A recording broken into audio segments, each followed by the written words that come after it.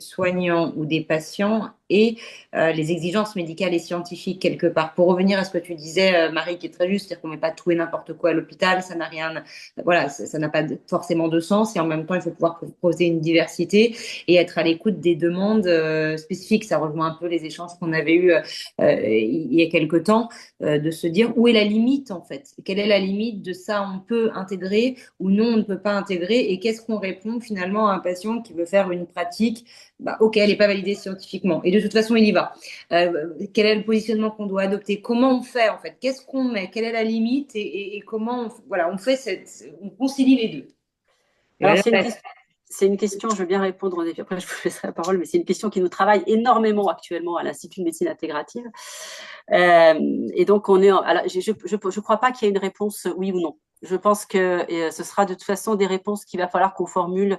On est en réflexion, on est en train de vouloir constituer là une commission de soins complémentaires à l'échelle du CHU, où pour le CHU, justement, soit pour les patients ou pour le personnel hospitalier, si quelqu'un veut développer une méthode, il vient nous la présenter, donc avec une commission d'experts. Éventuellement, il y aura certainement un noyau fixe, et puis en fonction des sujets, on fera venir certaines personnes. Et l'idée, c'est qu'on émette des recommandations avec évidemment très probablement une évaluation régulière à un an. Donc évidemment, on va s'appuyer sur les données probantes de la littérature, mais pour autant, on va s'appuyer aussi sur les indications. Est-ce qu'il y a un projet de service derrière? Quelles sont les attentes? Est-ce qu'il y a des risques? Ça, bien entendu. Voilà, tout ce qu'on met en place déjà dans le cadre de la médecine intégrative, tous les garde-fous qu'a dit Philippe tout au début, hein, qui sont vraiment importants. Je pense qu'il faut les mettre autour de ces méthodes qu'apportent les soignants et qui veulent effectivement les développer, mais toujours avec un esprit d'ouverture et d'évaluation derrière, et évidemment avec l'évaluation du risque. Mais je ne pense pas qu'on puisse dire ça vous pouvez le faire, ça vous pouvez pas le faire. Il y aura certainement certaines choses où on dira vous pouvez pas. Et il y a qui sont dans le rouge et on le sait très bien. Mais globalement, la majorité, on aura besoin de savoir si les gens ont vraiment un projet de mise en place, comment est-ce qu'ils vont le mettre en place, quelles seront les indications, etc., etc. Ouais.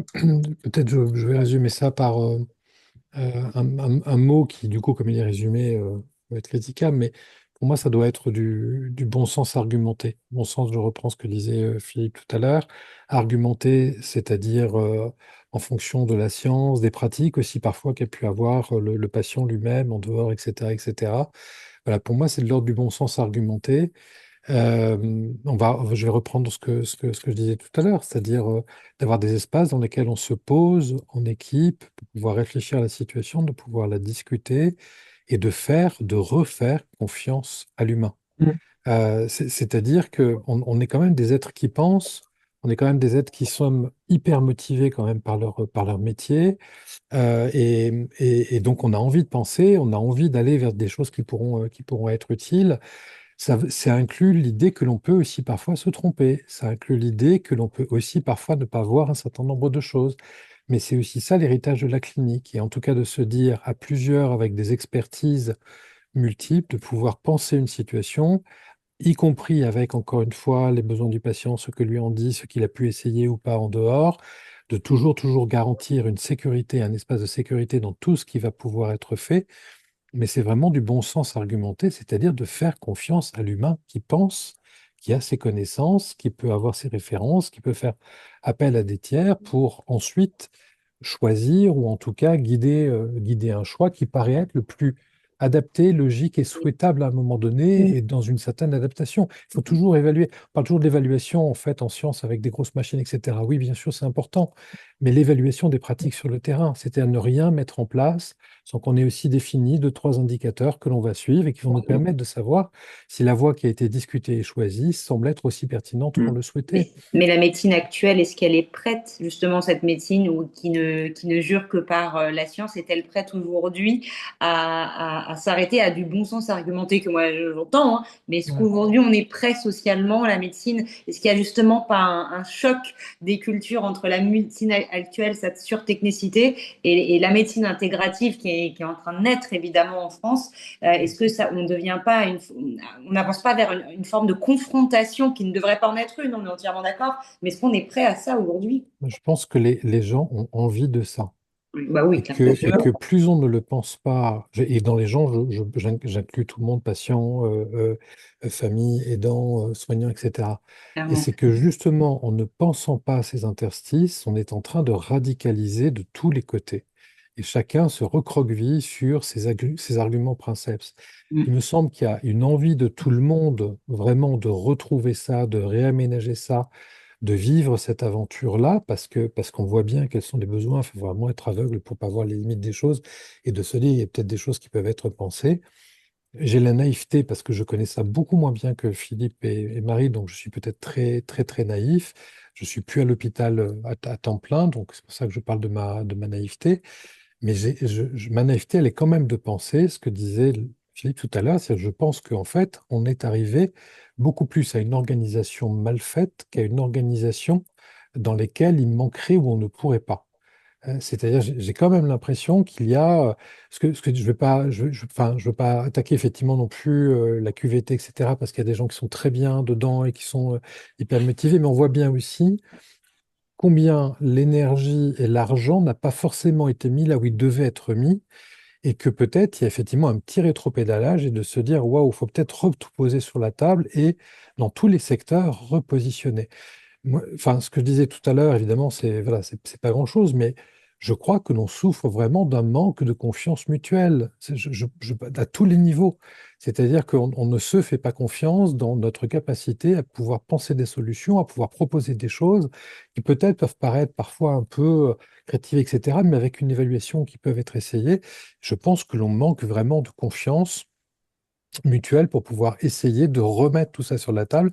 Moi, j'ai plutôt l'impression de ma place, mais je peux me tromper, que c'est plus une réorganisation qu'il faudrait que réellement aller trouver d'autres moyens pour. Bien sûr. Et Philippe, Voilà. peut-être ta conclusion sur tout ça et peut-être pour toi, quelle place finalement, quel avenir pour la santé intégrative et si tu devais faire une recommandation aux politiques publiques sur cette question-là, tu dirais quoi? Ce serait quoi pour conclure sur tout ça? Et je dirais que c'est un vrai sujet, et qu'un vrai sujet, ça se traite, ça se porte. Il y a besoin de garde-fous, comme l'a évoqué aussi bien Marie qu'Antoine. On a besoin d'avoir un minimum de garde-fous. Rappelle-toi, on avait même imaginé d'écrire le serment d'Hippocrate. Claire. D'Hippocrate, c'est quoi ces règles du jeu? Parce que voilà, et parce qu'il faut être curieux et parce que voilà, mais ça ne peut pas être l'anarchie, ça peut être n'importe quoi. Voilà, et tout ça. Je dirais, en se faisant, et comme moi j'aime beaucoup ce que tu venais de dire, Antoine, en se refaisant confiance, euh, voilà, en acceptant des règles, un cadre, en acceptant de confiance, je pense que les pouvoirs publics, de plus en plus, seront obligés d'être à l'écoute, d'abord parce que eux l'utilisent, ensuite parce que il y a un vrai, c'est un vrai sujet populationnel.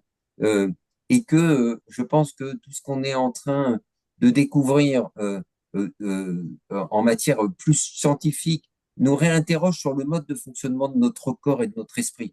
Je prends je prends l'exemple de tout ce qu'on est en train de redécouvrir sur tout ce qu'on est en train de découvrir sur notre flore intestinale et notre cerveau et ses relations. On est en train de, moi, ce qui me frappe, c'est qu'on est en train de rentrer également dans une médecine en dehors de tout ce que l'on a dit, qui est en train de redécouvrir tous ces liens qui existent entre notre esprit, notre cerveau, notre esprit, le reste de notre corps, et que tout ça, ça peut agir sur. Voilà. Et donc, je pense que c'est des nouveaux champs. Enfin, je veux dire, on rentre dans des. Voilà, il y a des aventures. On est encore dans une aventure. On a vient de faire une aventure. On rentre dans une autre aventure. Et je pense que cette aventure, voilà, bah, comme toujours, ça tousse un peu, etc. Mais il n'y a aucune raison qu'elle ne serve pas. Et je pense que l'énorme erreur, ça serait vouloir la cantonner. Et en disant, bah, non, elle doit nous permettre en même temps de re-questionner nos pratiques, de réfléchir collectivement et d'apporter une pierre qui permet de consolider pour pouvoir avoir un service plus efficace avec les patients, construire avec eux. Merci Philippe. Bon, bah, la petite interview qui devait durer 30 minutes a duré 1 heure.